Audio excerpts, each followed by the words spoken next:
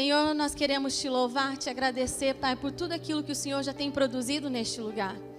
Nós queremos declarar que nós cremos em cada uma das palavras proféticas liberadas, em cada uma das visões, Pai amado, liberadas neste lugar. Nós cremos, Pai amado, que hoje é uma noite especial. Nós cremos, Pai amado, que o Senhor distribuiu dons nessa noite. Nós cremos, Pai amado, que o Senhor produziu cura. Nós cremos na Tua glória e na Tua majestade neste lugar. Pai, nós simplesmente queremos nos render ao Senhor. Que o Senhor possa fazer conforme o Teu querer, Pai, em nome de Jesus. Amém. Amém? Pedir para o pessoal da adoração, então, ficar aqui comigo. E hoje, uma noite muito especial, como eu disse, onde a presença de Deus é tão perceptível no nosso meio. E eu creio que a palavra que o Senhor quer trazer para nós essa noite é algo muito pontual. Eu sei que as mulheres já ouviram na quinta-feira, mas eu queria que mesmo assim vocês ficassem atentas, porque eu creio que é a mesma palavra, mas que o Senhor quer produzir algo diferente. O foco na quinta-feira, eu sei que o Senhor queria falar algo, e hoje eu tenho certeza e convicção no meu coração que o Senhor, em cima da mesma palavra, quer falar algo diferente. Então, mesmo você que esteve aqui na quinta-feira, fique com seus ouvidos atentos àquilo que o Senhor quer produzir. E hoje eu gostaria de falar nessa noite sobre algo muito prático, algo muito pontual, que é sobre conselhos. O Senhor tem nos falado nesse mês, finalzinho do mês de julho, comecinho do mês de agosto, que nós estamos num tempo de uma transição vigorosa. Quantos de vocês já ouviram que nós estamos numa transição vigorosa? Nós estamos numa transição vigorosa no Espírito. Na semana passada, o profeta Paulo Ricardo ministrou aqui, falando a respeito da palavra profética, de nós expormos o nosso coração, que se nós não nos alinharmos à palavra profética nos alinharia dentro dessa estação. E todas as vezes que nós entramos numa nova estação, numa nova temporada, nós precisamos aprender a nos movimentar dentro dela. Para cada estação, para cada tempo, há uma determinada movimentação. Então, como nós passamos por uma transição vigorosa, é necessário que nós possamos aprender como nos movimentar dentro dessa estação. E para isso será necessário nós ouvirmos conselhos. Fala para quem está do seu lado, conselhos. E a palavra em Isaías capítulo 9, no versículo 6, diz assim, se quem quiser abrir, pode abrir, não sei se o pessoal vai colocar lá, mas se não, presta atenção. Diz assim, porque um menino nos nasceu, um filho se nos deu, e o principado está sobre os seus ombros, e o seu nome será Maravilhoso, Conselheiro, Deus Forte, Pai da Eternidade e Príncipe da Paz. Aqui está falando dos atributos do nome de Cristo. E o seu nome é Maravilhoso, Conselheiro, Deus Forte, Pai da Eternidade e Príncipe da Paz.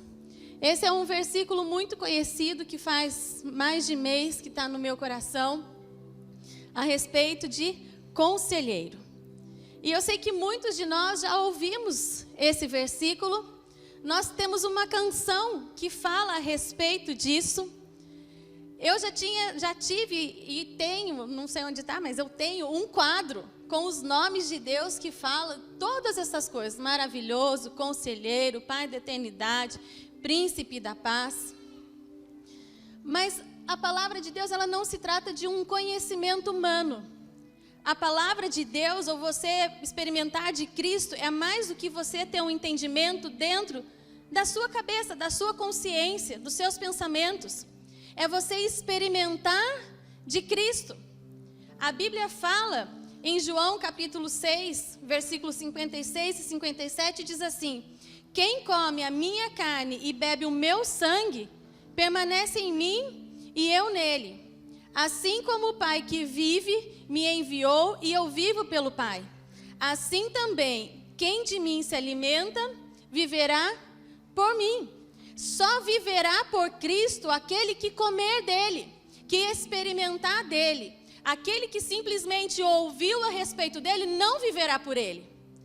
só viverá por ele aquele que experimentar na sua vida, aquele que experimentar do que é ele se tornar a sua própria vida. Só assim, então, nós viveremos por ele. É muito mais do que você saber de cor e salteado quais são os nomes e os atributos de Cristo, mas você se alimentar dele, e um dos seus atributos é ser conselheiro. Conselheiro. A Bíblia em Salmos diz que nós louvamos ao Senhor que nos aconselha. Salmo 16. E a respeito de conhecer de Cristo, mergulhar dentro disso e procurando, lendo um pouco, existem algumas etapas de aprendizagem, isso falando de aprendizagem normal mesmo. Nada de espiritual, nada da Bíblia que eu li, mas existem algumas etapas de aprendizagem que os neurocientistas, que os cientistas estudam, que eles classificaram. Existem pessoas que classificam o processo de aprendizagem em 5 etapas e tem alguns que classificam em 4 etapas. Eu vou passar rapidinho para que vocês possam entender aquilo que o Senhor está querendo falar nesta noite. Aqueles que dividem em 5 etapas, as etapas são: primeira, compreensão. A primeira etapa do processo de aprendizagem, compreensão, é quando a pessoa ela é exposta ao conhecimento. Quando vai fazer um curso, vai fazer uma faculdade. O segundo passo é a retenção. Então, você teve acesso ao conhecimento e você reteve aquilo que você ouviu, o conhecimento. O terceiro é praticar, que é nessa etapa que o conhecimento se solidifica. Quando você teve acesso, você reteve e você colocou em prática. Assim como a Bíblia diz que a fé sem obras é morta. Você pode ter acesso ao conhecimento, você pode reter a sua palavra, mas se você não colocar ela em prática na sua vida, de nada adiantou. Porque a fé sem obras é morta. A Bíblia nos fala: me mostra as tuas obras e eu falo a respeito da sua fé. Porque a fé na nossa vida precisa produzir algumas coisas práticas. Depois, disseminar é quando você começa a transmitir aquilo que você conheceu.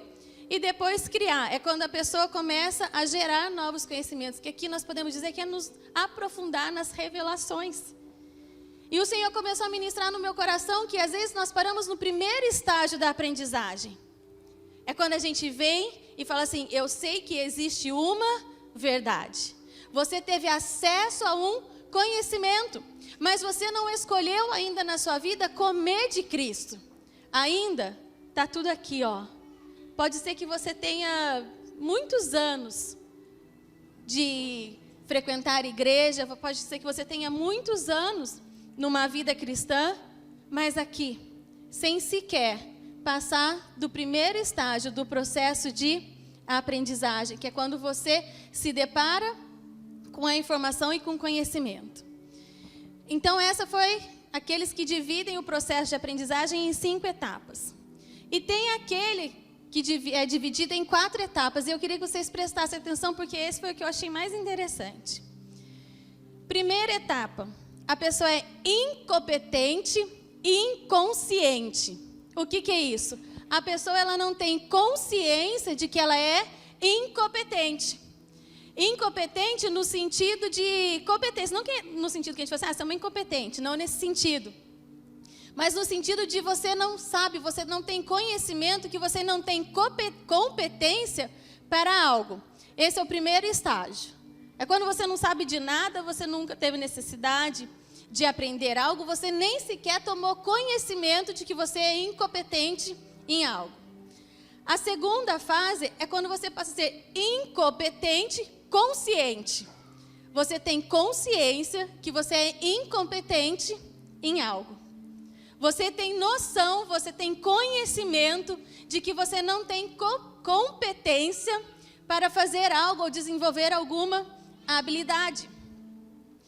Daí nós passamos para o terceiro estágio, quando nós nos tornamos competentes, conscientes. Ou seja, primeiro você não tinha noção de nada, depois você teve uma noção de que você precisava de algo, você se deparou com uma incompetência da sua parte, e daí você passa a ser um competente consciente. se eu fosse trazer aqui para dirigir, por exemplo, é aquela fase onde você começa a dirigir e você presta atenção em todas as coisas. Você olha para o pedal que você vai usar, você presta atenção na marcha. É uma competência que você tem consciência. Então você para e presta atenção em tudo que você vai fazer. Essa é a competência consciente. E por último, o quarto estágio é o competente inconsciente. O que é isso? É quando esse conhecimento já se tornou um hábito na sua vida. É para aquelas pessoas que já dirigem há muitos anos, que já não prestam mais atenção em nada, já é tudo tão automático. E que é bom, mas ao mesmo tempo é um risco. Né? Eu falo, na quinta-feira eu estava compartilhando, a minha graduação, eu sou graduada em fisioterapia, a minha formação é de fisioterapeuta. E eu entrei na faculdade sem ter noção nenhuma de fisioterapia. Sem nunca ter nem sido como paciente, ter tido necessidade de fazer fisioterapia, absolutamente nada. E tinha na minha turma uma amiga que ela já trabalhava com fisioterapia há muitos anos. Mas ela não tinha o diploma, ela trabalhava como técnica numa clínica de ortopedia. E ela fazia, e como ela penou na fisioterapia, porque ela já era cheia de vícios e hábitos. Ela já sabia fazer tudo de uma maneira mecânica, então às vezes o professor mostrava a maneira de fazer um exercício, você tinha uma pegada, você tinha uma postura. A gente que estava aprendendo era muito mais fácil do que ela que já tinha anos na profissão, entender que ela tinha que mudar algumas coisas. E o Senhor começou a falar comigo a respeito da fé. Porque muitas vezes nós achamos que nós nos tornamos competentes inconscientes. Mesmo na fé. Como se a gente já soubesse todas as coisas. Ah, é assim, eu já sei, eu já vi isso, eu já vivi isso tanto tempo atrás. E a nossa vida com Deus se torna uma vida automática. Mas Deus falou comigo nesses dias que na estação onde nós estamos, nós não podemos ser competentes e inconscientes. Porque o Senhor está nos levando a uma nova estação, onde nós precisamos estar atentos a tudo aquilo que Ele vai falar e a tudo aquilo que Ele vai nos instruir. Não que a gente já não tenha feito até aqui desta maneira. Nós sempre fomos dependentes em tudo aquilo que Deus falou. Deus sempre foi nos trazendo direções e foi sendo preciso em cada estação. Só que nós não podemos, nessa estação que nós vamos entrar, repetir algumas coisas que nós repetimos nessa. Porque a movimentação do Senhor mudou nesse tempo. A estação que nós estamos mudou neste tempo. Então pode ser que até hoje Deus falou, toque na rocha, um exemplo. Como Moisés, toca na rocha. Isso é algo. E na última vez, quando ele foi tocar, não era mais da mesma maneira. Era diferente. Então nós precisamos estar atentos e por isso o Senhor falando conosco nesse tempo de conselhos. De pararmos, ouvirmos a tua voz e falar, Senhor, nos instrui. Nos instrui nessa estação. Nos instrui neste tempo. Nós precisamos entender que Deus mudou a sua movimentação neste tempo sobre as nossas vidas. Hoje é uma noite de filhos, amém? Nós precisamos sair da fase da aprendizagem só por ouvir. Precisamos experimentar, porque nem sempre, ou na verdade nunca, as coisas de Deus fazem sentido. Pois é por fé. Se é por lógica, não é por fé. Se as coisas que Deus faz muito sentido para você, se a sua lógica se sente confortável naquilo que Deus está fazendo, se não é por revelação, não é por fé. Porque a maneira como Deus se movimenta nunca é confortável à nossa lógica. Amém? E eu achei muito interessante essa questão do competente, consciente e inconsciente, porque às vezes a gente se sente muito habituados e confortáveis em um lugar. E nós precisamos estar atentos, porque para cada estação há uma estratégia, há uma movimentação. E eu creio que nós seremos ofendidos na nossa lógica neste tempo. Eu ouvi isso muito claro esses dias. do Senhor, que nós vamos entrar num tempo onde nós desafiaremos a lógica através da fé. Eu ouvi a frase e foi o seguinte: desafiando a lógica pela fé. E eu queria que você prestasse muita atenção nisso que o Senhor está falando. Desafiando a lógica pela fé. Porque a nossa fé desafiará a nossa lógica. A nossa fé desafiará o nosso entendimento racional. As coisas não vão fazer sentido dentro da nossa cabeça e do nosso pensamento. Se faz sentido, não é fé. Se você consegue explicar todas as coisas certinhas, não é fé. Porque a fé sempre vai desafiar a nossa lógica. Amém? E o que o Senhor falou comigo é o seguinte: a fé nos faz sair de uma posição passiva para uma posição ativa. Fala comigo, nós saímos de uma posição passiva para ter uma posição ativa. E eu sei muito claro o que eu estou falando nesta noite. Porque o Senhor, quando estava ministrando no meu coração, e eu estou falando ministrando no meu coração, porque foi um tempo que eu fui ter com Deus, que eu estava sendo desafiada na minha lógica. Foi algo que o Senhor ministrou no meu coração nesses dias, porque o Senhor sabia como a minha lógica estava sendo desafiada. E o Senhor começou a falar comigo: Leila, a fé torna as pessoas ativas e não passivas. Porque muitas pessoas estão usando a fé para justificar os seus problemas. A fé não é para justificar os seus problemas. Para você falar assim: eu estou num processo, mas eu sei que é um processo de Deus. E eu vou explicar para não ficar nenhuma confusão aqui. Às vezes a gente usa a nossa fé para justificar as circunstâncias que nós estamos na nossa vida. E nós nos tornamos passivas a essas circunstâncias. Deus usa as circunstâncias como processos na nossa vida, sem dúvida. Mas os processos de Deus na nossa vida geram vida. Tem pessoas que estão sofrendo há anos, achando que estão num processo de Deus, falando que estão rendidas a Deus, mas estão rendidas ao problema e não a Deus. E às vezes a pessoa usa a fé para justificar isso. E te faz ficar passivo diante de um problema, de uma circunstância. E Deus falou assim: às vezes as pessoas estão rendidas ao problema e não a Deus. E perderam a sua capacidade de reação, porque estão acuadas. E eu não falo isso com crítica, Deus sabe, porque muitas vezes é difícil você, no meio do problema, você ter uma reação de reagir. A fé não é para justificar os nossos problemas. A fé nos faz pessoas ativas, cheias de autoridade. A fé nos faz trazer à realidade uma outra circunstância. A fé não justifica os nossos problemas, mas traz à existência uma nova realidade. Vamos repetir essa frase? A fé não é para justificarmos os nossos problemas, mas para trazer à existência uma nova realidade. Amém? Vocês conseguem compreender isso? Que às vezes nós estamos rendidos aos problemas e achando que nós estamos rendidos a Deus. Se nós estamos rendidos a Deus, esse processo vai gerar vida em nós. Se nós estamos rendidos a Deus, algo está sendo produzido no nosso espírito. Não é sofrimento por sofrimento. Deus começa a extrair de nós tesouros tão profundos.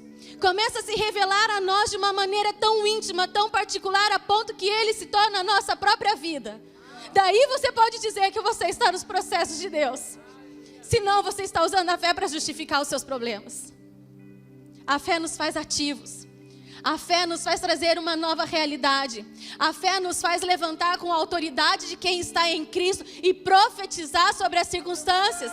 Nos faz declarar um novo ambiente. Nos faz declarar uma nova atmosfera. A fé nos faz reagirmos às circunstâncias. A fé nos faz reagir. Você pode ter toda a lógica e toda a razão do mundo e você falar assim: eu estou com medo. Mas se faz sentido para você, não é fé. É a sua lógica.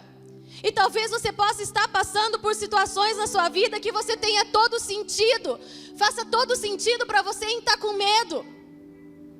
Às vezes pode fazer todo sentido para você ter crises de ansiedade. Às vezes faz tanto sentido para nós as circunstâncias que nós passamos. Mas a fé desafia a nossa lógica. E esses dias o Senhor me levou a renunciar pensamentos de medo. De sair de uma posição passiva. Porque eu sei que às vezes a gente fala assim, não, Deus está nos dando resistência e capacidade de suportar os dias maus. E Deus de fato nos dá resistência e capacidade de suportar os dias maus. Mas existe um dia onde nós precisamos reagir. Aonde nós saímos da resistência e passamos para declarar. E passamos para profetizar. E passamos para manifestar a autoridade que foi conquistada por Cristo na cruz. Aonde nós estamos inseridos hoje. E o Senhor falou, vocês estão num tempo de se levantar e declarar e profetizar. E foi exatamente o que o pai estava falando no começo. Coragem, ousadia, profetiza, faz uso da autoridade que habita em você. Faça uso dessa autoridade. Muda a sua oração. A sua oração não pode ser um lamento. Você pode declarar no mundo espiritual, eu declaro esse problema que recui agora em nome de Jesus. Você pode profetizar sobre a vida do seu filho. Você pode profetizar sobre a vida do seu marido. Ao invés de você falar, Senhor, eu não aguento mais essa situação. A autoridade está na sua vida. Porque hoje nós estamos escondidos em Cristo. A jurisdição do novo pacto nos dá autoridade e legalidade a isso. E eu queria que nessa hora nós pudéssemos orar nesse sentido. E eu queria nessa hora que nós pudéssemos cantar. Nós não somos escravos do medo. Nós não somos escravos do medo. E daí você pode falar assim para mim assim, eu não sou escrava do medo. Tá bom. A Bíblia nos diz que tudo aquilo que nós não vencemos, nós nos tornamos escravos. Tudo aquilo que nós não vencemos, nós nos sujeitamos. E daí você começa assim, eu não tenho medo. Pode ser que você não tenha o sentimento de medo. Né? Pode ser que você não tenha aquela sensação. Mas você fala assim, eu queria tanto me envolver mais. Ai, mas eu já vi tanta coisa. Te paralisou. Eu queria tanto dar um passo em direção àquilo. Ai, mas olha as minhas circunstâncias. Eu não vou. Paralisou no medo. E a gente fala assim, não, eu não sou escrava do medo. Mas você só anda aonde você tem coragem. Você não anda por lugares aonde você tem medo. Você é escravo do medo. O medo nos paralisa. O medo determina onde nós vamos ou onde nós não vamos. O medo determina o que nós fazemos ou o que nós não fazemos. O medo determina aquilo que nós falamos ou aquilo que nós não falamos. Eu tenho medo de profetizar. E daí você faz o quê? Você se cala. Eu tenho medo de errar. Daí você não ousa. E você vai sendo paralisado pelo medo. Escravo do medo. Gente, isso é tão sutil. Na oferta, a Camila acabou de ministrar na palavra de oferta. O medo te paralisa. Mas Deus está levantando neste lugar um povo de coragem. Um povo que não se sujeita ao medo. E esses dias eu ouvi uma frase, e eu sei que a Camila, coincidentemente, ela postou. Só existe coragem aonde há medo. Se você não tem medo, você não precisa ter coragem. Por que a gente fala assim, nossa, fulano é tão corajoso? Por quê? Porque venceu um medo que talvez você tenha na sua vida. O problema não está em você ter o medo. O problema é você ser escravo do medo, deixar que o medo se assenhorie da sua vida.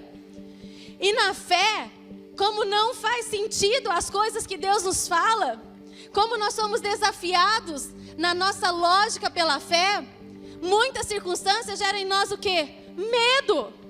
Mas Deus nos deu o quê? Espírito de temor? Não. Deus nos deu o quê? Espírito de ousadia. Amém.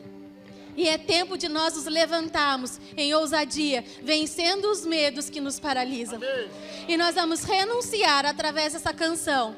os medos. E nós vamos falar assim: eu não sou escravo do medo. Eu não sou escravo do medo, porque hoje eu entendo a minha posição e autoridade como filho de Deus. Amém? Se coloque de pé. Nós vamos cantar só esse trechinho, tá? Não precisa a música. Eu não sou mais escravo do medo. Coloque a mão sobre a sua cabeça e declara sobre os seus medos: eu renuncio todo medo, todo pensamento de medo, todo pensamento de ansiedade. Eu não sou mais escravo do medo. Eu sou filho de Deus. Eu não sou mais escravo do medo. Eu sou filho de Deus. Eu não sou mais escravo do medo. Eu sou filho de Deus. Eu não sou mais escravo do medo. Eu sou filho de Deus. Eu não sou mais escravo do medo. Eu sou filho de Deus. Eu sou filho de Deus. Amém? Aplauda o Senhor. Amém? Pode sentar. Como eu disse, isso foi uma experiência que eu tive com Deus esses dias, de vencer o medo. Pela minha lógica, as circunstâncias ao meu redor falam para mim: você tem razão de estar com medo. Mas se tem razão, não é fé. Se eu tinha razão para ter medo, quer dizer que eu não estava tendo fé. Amém? E às vezes a gente tem tantos medos, mas a Bíblia diz que até mesmo nós, sendo maus, sabemos das coisas boas aos nossos filhos, quanto mais o nosso Pai que está no céu. E qual a lógica de se construir uma arca quando não há chuva?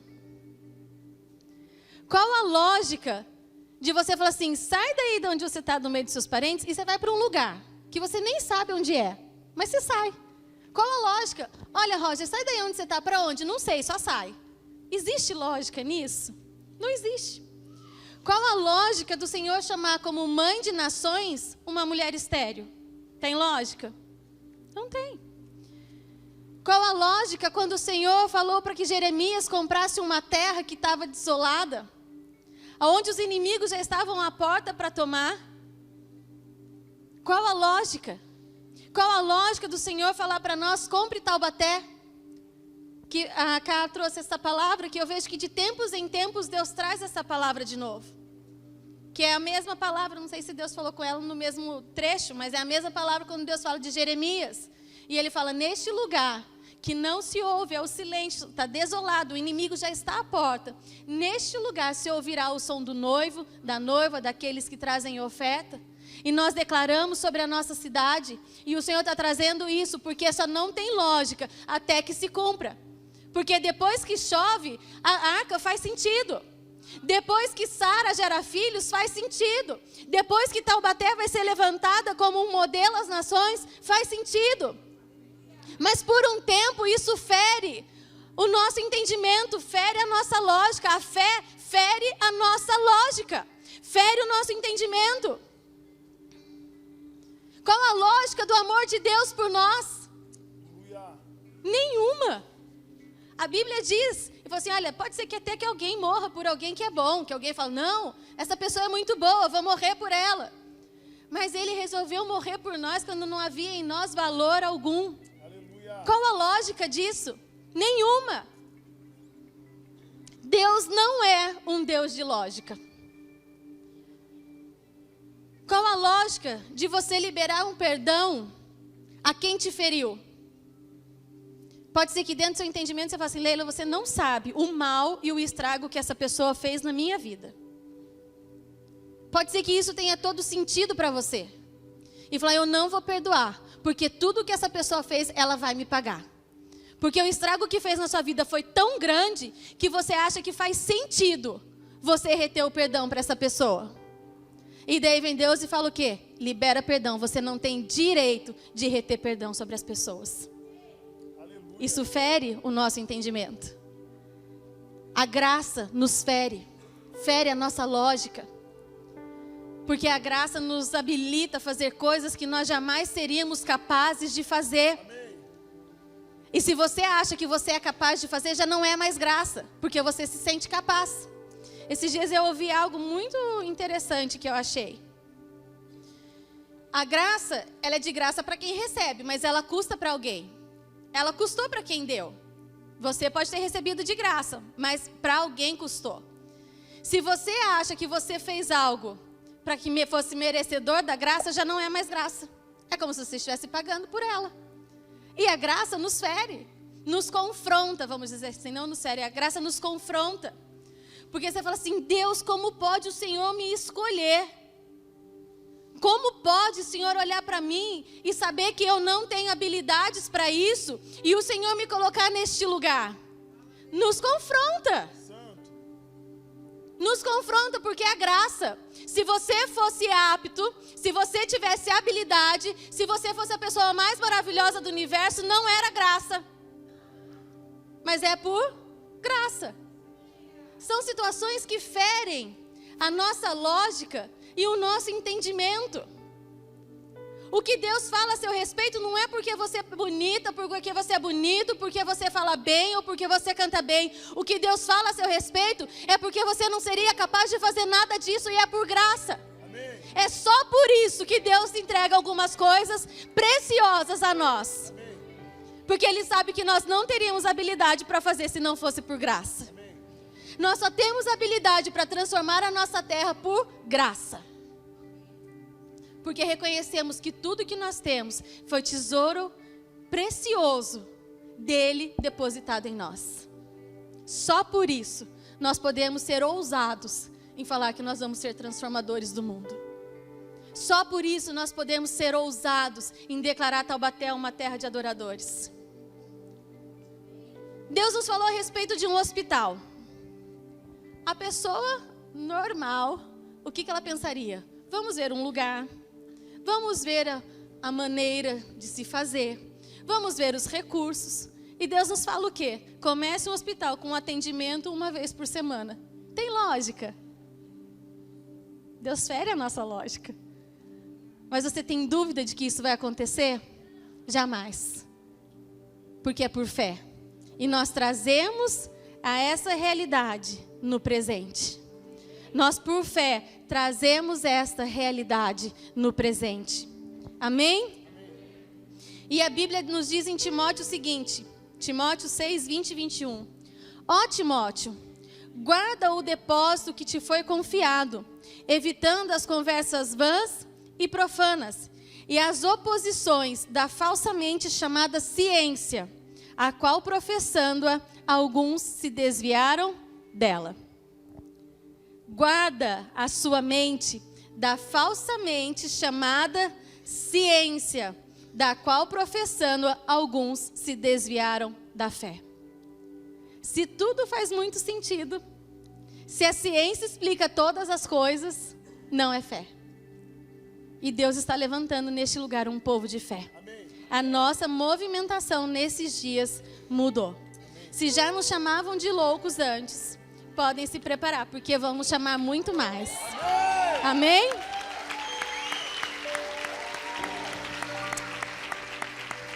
Você sabe que uma vez o Senhor falou comigo a respeito, eu ministrei acho que nos jovens sobre isso, né? Que a Bíblia fala que Deus escolheu as coisas loucas para confundir as sábias.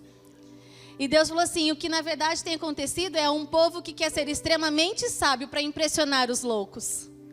E não é assim que funciona. Nós somos os loucos que vão confundir os sábios. E não nós somos os sábios que vão impressionar os loucos. Nós viveremos coisas que as pessoas não conseguirão explicar. Eu creio que nós vamos viver. E nós temos dado a nossa vida por isso, dia após dia. Nós temos gastado os nossos dias porque nós cremos nisso. Amém? E por isso nós temos que estar atentos a tudo que Deus falar. Porque senão nós corremos um grande risco de fazer as coisas de uma maneira competente e inconsciente. Nós corremos o risco de fazer as coisas de maneira automática. Amém? Por isso nós precisamos estar atentos. Pode ser que na sua rotina esteja tudo igual. Você acorda do mesmo jeito todos os dias. Faz tudo da mesma maneira. A sua casa está tudo igual. O seu trabalho está tudo igual. Você pode olhar os seus olhos naturais e está tudo correndo bem. Conforme ocorre todos os dias. Mas no espírito houve uma transição vigorosa. Amém? Pode ser que os seus olhos, a sua rotina esteja tinindo. Para aqueles que gostam de rotina, pode ser que esteja tudo maravilhosamente bem.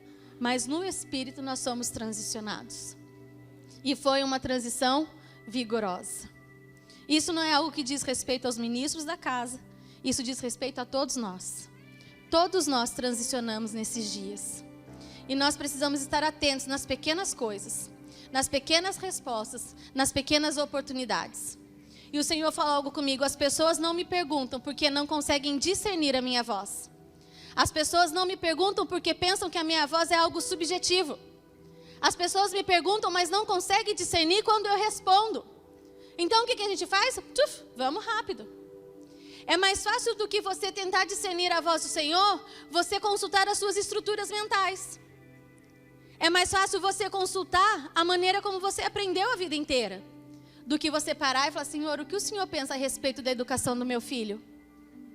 Senhor, o que o Senhor pensa a respeito da minha filha? Senhor, o que o Senhor pensa a respeito do meu casamento?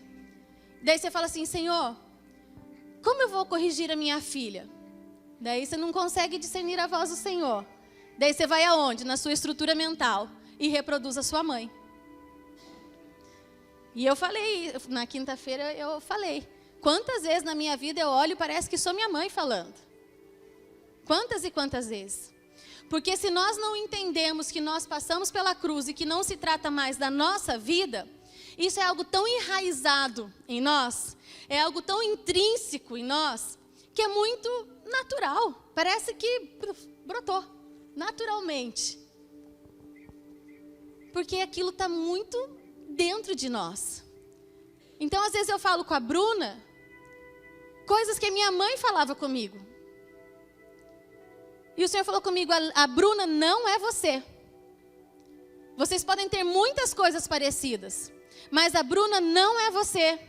A Bruna tem um outro propósito, um outro temperamento, vive numa outra estação.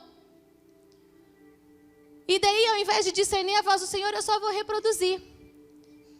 E na verdade, você sabia que a pessoa, quando você pode falar assim: essa menina medrosa, mas a mãe é medrosa. Nossa, ela é igualzinha a mim. Um exemplo. E você sabia que ninguém nasceu programado ao medo? Ninguém nasceu com medo. Todos nós nascemos programados e faz parte da nossa natureza o amor. Isso é uma neurocientista que falou. Então, isso é algo comprovado. Que, por sinal, gente, tem alguns livros na nossa loja do sonho que eu li, que eu acho que todo mundo deveria ler. Que é o Ative Seu Cérebro, Seu Perfeito Você. Tem um livro que eu li esses dias também, é tudo da mesma escritora, que é Pense, Aprenda e Tenha Sucesso, se eu não me engano, é isso. E tem um para as mulheres que chama E Se? Recomendo vocês a lerem esses livros. Nós temos todos eles na loja do sonho.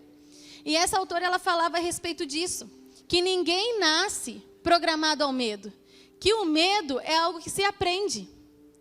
E é muito interessante porque a gente fala assim: nossa, minha filha é igualzinha a mim. Mas porque ela aprendeu a ser igualzinha a mim.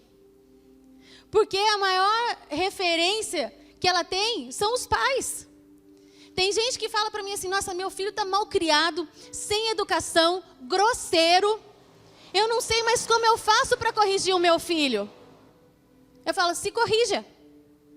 Porque se o seu filho é grosseiro, mal educado, respondão, provavelmente você seja assim. Provavelmente você fala com a sua esposa de uma maneira grossa. Provavelmente você responde ao seu marido de uma maneira grosseira também. Tentei achar uma palavra, não achei. E daí o filho vai fazendo o quê? Às vezes criança de 5, 6, 7 anos de idade. Ele não tem habilidade para isso, ele aprendeu te observando. Você acha que criança não observa? Observa.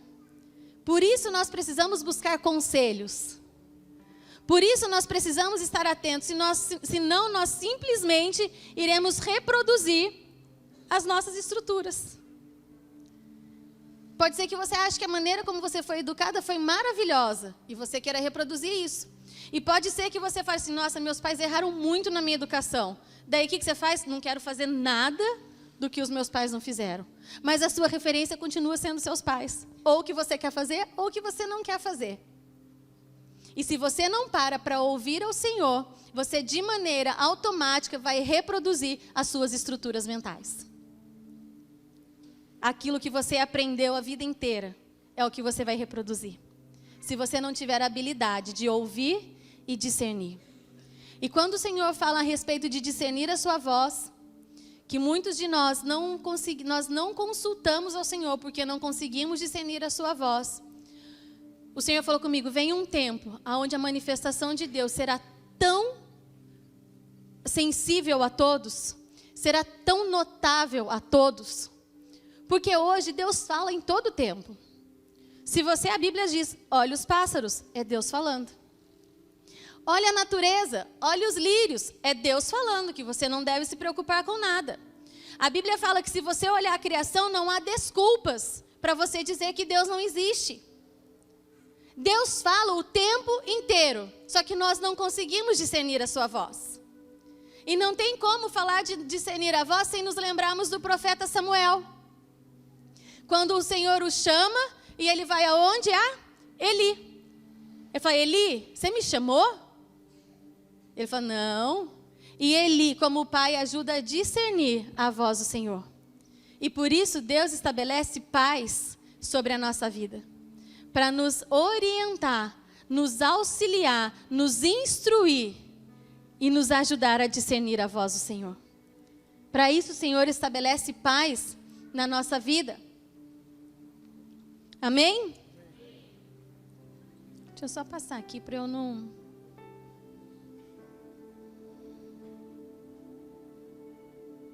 E você sabe que o papel do pai é produzir filhos maduros. E que você pedir conselhos é sinal de maturidade. Tem gente que acha que ser maduro é não precisar de conselho de ninguém. Tem gente que acha que ser maduro é fazer as coisas do jeito que bem entender. Isso não é maduro, é orgulho. Porque a pessoa madura, ela sabe sujeitar o seu coração. A pessoa madura sabe pedir conselhos. Ela sabe que o conselho produz segurança na vida dela. A pessoa que fala assim, eu vou fazer do meu jeito, ela não é madura, ela é orgulhosa. É um tremendo de um orgulhoso, que acha que não precisa de ninguém, que ninguém pode acrescentar absolutamente nada na sua vida. Então faça as coisas do seu jeito. Os filhos maduros sabem pedir conselho, sabem buscar ajuda e falar o que o Senhor pensa a respeito disso. Eu ouvi isso. O que o Senhor pensa? A equipe profética, uma equipe madura, é uma equipe que sujeita a profecia. Tem pessoas que ouvem palavras proféticas do Senhor e sujeita a autoridade da profeta Camila como líder. Isso é uma pessoa madura. Uma pessoa que busca conselhos é uma pessoa madura. A Bíblia diz que nós devemos reconhecer os outros superiores a nós mesmos. E a pessoa orgulhosa não reconhece ninguém. Ela fala assim, nossa, não há ninguém que eu possa conversar sobre esse assunto. Não há ninguém que possa me instruir. Não há por quê? Porque você acha que você está por cima da carne seca. E ninguém é capaz de instruir. Você é tão bom, quem que vai te instruir nisso? Não sabe sujeitar. Isso é sinal de orgulho. E eu achei tão interessante porque a Bíblia nos fala a respeito de algumas pessoas que pediram conselho. Porque pedir conselho não é você sair pedindo conselho para todo mundo também, tá? Então a gente está falando de você saber ouvir e discernir a voz do Senhor, de você sujeitar a sua paternidade. E o Senhor falou comigo que eu achei muito interessante e muito bonito. E eu vou falar para vocês o que é. Diz a história de Ruth e Noemi. Não sei quantos de vocês conhecem a história de Ruth e Noemi. É uma história muito conhecida na Bíblia. Ruth era nora de Noemi. Então era Ruth, Orfa e Noemi. Eram uma sogra e duas noras. Eu sempre sou confusa para contar essa história. Ela é tão simples, mas eu sempre complico ela mais do que na verdade ela é. Eu sei que Noemi saiu junto com a sua família de Belém e foi para uma terra de Moabe. Com os seus filhos se casaram com moabitas. E chegando nessa terra de Moabe, eles passaram fome e morreu o sogro e os 2 filhos. E ficou a sogra com as 2 noras. Uma nora, que era órfã, foi embora. E ficou somente com Noemi, Ruth, sua nora. E diz que depois de todas essas coisas, Noemi instruiu a Ruth como se proceder no campo de Boaz. E o Senhor começou a ministrar comigo algo que eu ouvi na conferência de mulheres desse ano. Que o que Ruth, ela olhou para Noemi, Noemi passava fome, perdeu seu marido e perdeu seus 2 filhos. Noemi não sabia o que ia fazer da sua vida, ela estava pensando em retornar. E mesmo assim, nessas circunstâncias, ela fala para a sogra dela, fala assim, ó, o seu povo será o meu povo. O seu Deus será o meu Deus numa situação de fracasso. Porque às vezes as pessoas esperam para falar assim, o seu Deus é o meu Deus, quando tudo estiver muito bem. E ela tomou essa atitude de ver em Noemi algo tão tremendo que ela falou assim, Noemi, mesmo nessas circunstâncias, o seu Deus será o meu Deus e o seu povo o meu povo. Pode me instruir. Porque as pessoas às vezes vão buscar conselhos com quem elas acham que estão por cima da carne seca. Elas vão buscar conselhos com aqueles que eles olham e acham que é o bambambam em determinado assunto. Mas Deus fala para nós buscarmos conselhos com aqueles que são experimentados por Deus. Ela foi uma mulher experimentada por Deus. Pode ser que você olhasse para ela e falasse assim, eu não tenho nada o que perguntar para essa mulher. Porque ela está passando fome, o seu marido morreu, seus filhos morreram. E ela ainda falava assim, não me chame mais Mara. Não me chame mais Noemi, me chame Mara. Porque eu estou amargurada. Essa era Noemi. E Ruth, mesmo assim, sujeitou os seus ouvidos a ouvir as suas instruções. Porque era uma mulher experimentada por Deus. Então você pedir conselhos não é você pedir conselhos a qualquer um. Não é você pedir conselhos àqueles que você acha que está por cima melhor do que você. Se essa pessoa não for experimentada por Deus. A Bíblia nos conta uma história de Aminon, que se apaixonou por sua irmã Tamar. Diz que ele se apaixonou por ela perdidamente, a ponto de adoecer. E a Bíblia fala a respeito do seu amigo, eu esqueci o nome dele. Acho que era Jonadab. Não.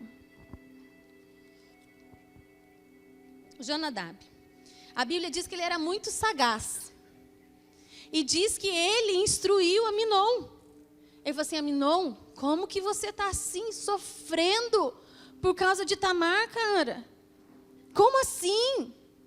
E ele aconselhou, ele falou assim, olha, fala para o seu pai que você está muito doente e que você quer que a sua irmã Tamar venha te servir. E que ela prepare a comida na sua frente. E quando for assim, você agarra ela. Esse foi o conselho maravilhoso que Jonadab deu a Aminon. E você vai falar para assim, você acha que é muito diferente dos dias de hoje?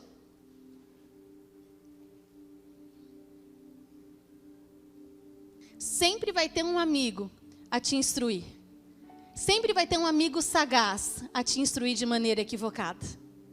Eu falo, cara, esse negócio aí... Cara, você está gostando daquela menina? Chega nela. Você está afim daquele cara? Meu, mostra para ele que você está afim. Sempre vai ter um Jonadab para te instruir da maneira equivocada. Dízimo, cara, você é louco. Guarda seu dinheiro, dá para assistência social. Não estou falando que você não possa dar dinheiro para assistência social, só que cada coisa existe um princípio. E a palavra de Deus se move por princípios. Sabe por quê? Porque a fé fere a nossa lógica.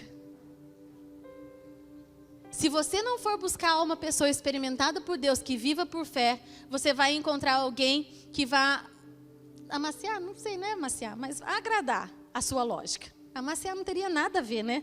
Mas vai agradar a sua lógica. Aliviar, não sei se aliviar, eu acho que vai fazer feliz a lógica da pessoa. Sempre terá um amigo assim. Mas nessa estação que nós estamos, nós precisamos estar atentos aos conselhos que o Senhor vai nos dar. Aos conselhos que o Senhor vai nos instruir. E daí você pode me perguntar, e com isso eu quero terminar. Por que o Senhor está falando conosco a respeito de conselhos? E eu queria que você abrisse comigo em Provérbios 15, 22.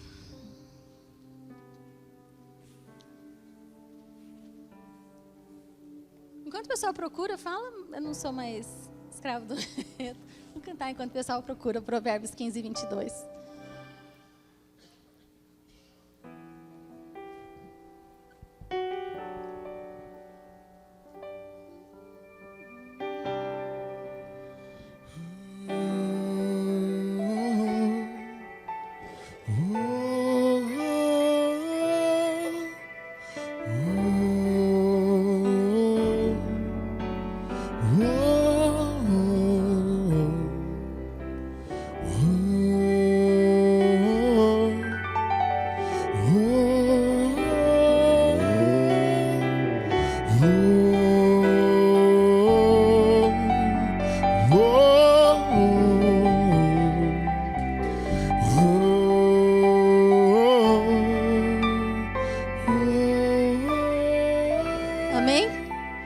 Provérbios é um livro muito difícil de se achar, né?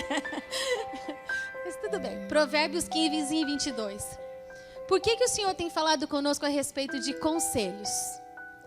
Porque nós estamos num tempo de consolidação. Um tempo de nós trazermos à existência os projetos de Deus. E a Bíblia diz assim em Provérbios 15 e 22.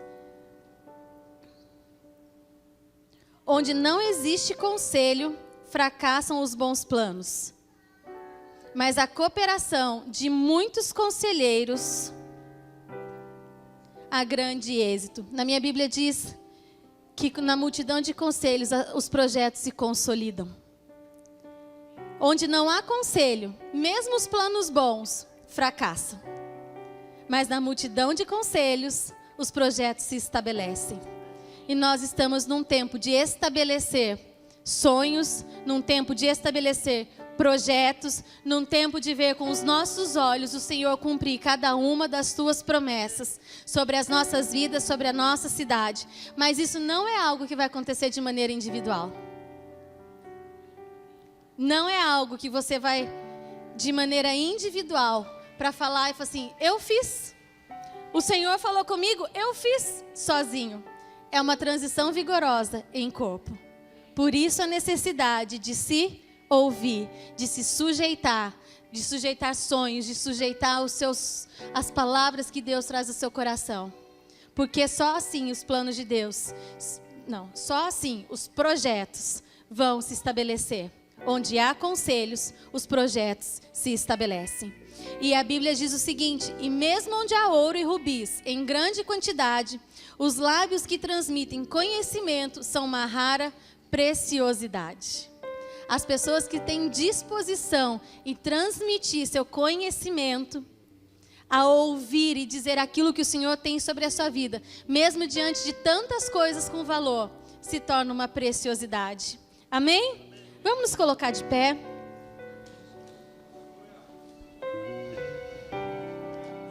Fala comigo, é tempo de estabelecermos projetos.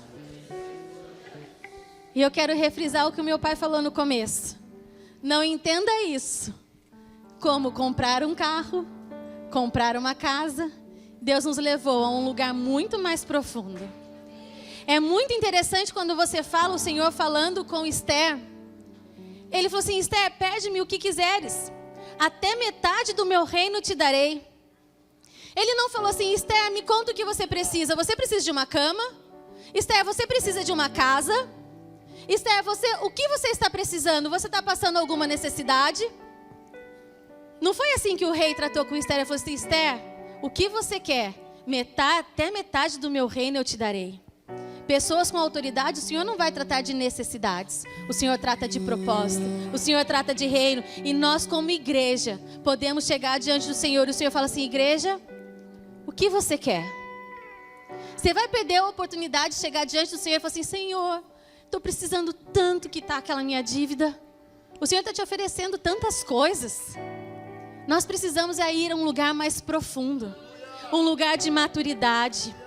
Você sabe que nesses dias onde eu estava dentro desse meu contexto com Deus, sendo desafiada na minha lógica, o Senhor falou para mim: tá bom, você acabou de falar? Você pode ouvir agora o que eu tenho? Ou a nossa conversa vai ficar sempre baseada naquilo que você tem necessidade? Porque quando você começa a ver quais são as outras coisas que têm mais valor, as suas necessidades vão ficando pequenas. Eu chorando por coisas que aos meus olhos são coisas grandes. São coisas preciosas e valiosas para mim. Mas quando você começa a tratar com coisas em Deus mais profundas, aonde o Senhor nos entrega nações, aonde o Senhor nos entrega a transformação da nossa cidade, onde o Senhor nos fala de futuro, onde o Senhor nos fala de tantas coisas, as minhas coisas vão se tornando pequenas. Deus está nos levando a um lugar mais profundo. É tempo de estabelecer projetos. Eu sei que muitas vezes a necessidade bate, o nosso calo dói. Mas Deus não nos trata baseado nas nossas necessidades. Deus não trata baseado nas nossas dificuldades. Deus nos trata a respeito de propósito. E todas as coisas vão cooperar para isso. Para aqueles que vivem segundo o seu propósito. Deus te vê muito maior do que você se vê. Você se vê de uma pessoa que tem necessidades. Você se olha como uma pessoa que tem necessidades. Como uma pessoa que tem problemas. E Deus te olha como uma transformação de nações. Deus te olha como uma transformação de realidade. O Senhor te faz caminhar por fé em lugares onde tudo que você quer: Senhor, resolve o meu problema. A nossa vida não é o nosso problema. E olha que eu tenho problemas. A minha vida não são os meus problemas. A minha vida é o que Deus diz a meu respeito. A minha vida é o que Deus diz que vai fazer através da minha vida. Assim como a sua vida também é. A sua vida não é a sua circunstância. A sua vida não é a sua circunstância. A sua vida é aquilo que Deus depositou em você. A sua vida é aquilo que você vai gastar os seus dias. Não gaste os seus dias pelos seus problemas. Não gaste os seus dias sobre os seus problemas. Gaste os seus dias no propósito. Se você vai ver se Deus não vai mudar a sua circunstância. Esses dias, quando eu estava ministrando a respeito de Noemi, Noemi não permaneceu no lugar onde ela estava. O Senhor transformou a sorte de Noemi. Você olha José não permaneceu onde ele estava. Daniel não permaneceu onde ele estava. Deus vai mudar a nossa circunstância, mas não perca o seu tempo por elas. Deus vai honrar cada uma das pessoas fiéis que têm resistido em dias difíceis. Mas não perca o valor daquilo que Deus tem gerado na sua vida nos dias difíceis. Que são tesouros preciosos. Revelações preciosas. Você está tendo a oportunidade de conhecer a Deus de uma maneira que você jamais teria a oportunidade de conhecer. E a verdade é que nós nos tornamos tão resistentes que nós perdemos a alegria de crer. Nós nos tornamos tão resistentes com Deus de falar: Senhor, o que for nós vamos passar. Que nós nos tornamos passivos. Nós perdemos a capacidade de crer de que Deus pode reverter todas as coisas. A nossa fé se tornou uma fé tão madura em Deus. De falar: Deus, se for necessário nós vamos passar. E nós passamos mesmo. Muitas vezes Deus não nos livrou. Mas isso não pode roubar de nós a capacidade de nos alegrar pelas suas promessas, do novo que está por vir. Teve um dia que os processos de José acabaram. Teve uns dias onde a situação de Esther mudou. Tem um dia onde as coisas da nossa vida vão mudar. As coisas vão mudar e você vai falar: Senhor, o que o Senhor produziu na minha vida foi tão precioso. Nós não podemos perder a capacidade de ter esperança e de ter fé. E não é só uma fé para resistir. É uma fé para trazer à existência algo que ainda não existe, como se já existisse. Isso é fé. É você trazer à existência algo novo. É você se levantar em autoridade. É você saber quem você é. É você não negociar o que Deus tem sobre a sua vida. A gente negocia por coisas pequenas. A gente negocia por um salário. A gente negocia por algo que vai resolver o nosso problema momentaneamente. A gente negocia coisas eternas por coisas temporárias. Nós precisamos nos alegrar. Nós precisamos resgatar a nossa capacidade de celebrar por aquilo que Deus tem falado. Nós precisamos nos posicionar além das circunstâncias. Nós precisamos nos alegrar mesmo quando o calo está apertando. Mas uma celebração genuína, de quem sabe o porquê está celebrando. E eu quero que nessa noite a gente termine. A gente falou, nós não somos escravos do medo, nós não somos mais. A gente vai colocar isso em prática. Mas nós vamos terminar celebrando por quem nós somos. Por quem nós somos. Quem você é? Pergunta para você mesmo. Quem você é? Tem lógica, né? Chegar Moisés diante do faraó e falar assim: você vem em nome de quem? Eu sou. Ah, que bom. Quem você é? Pergunta para você mesmo.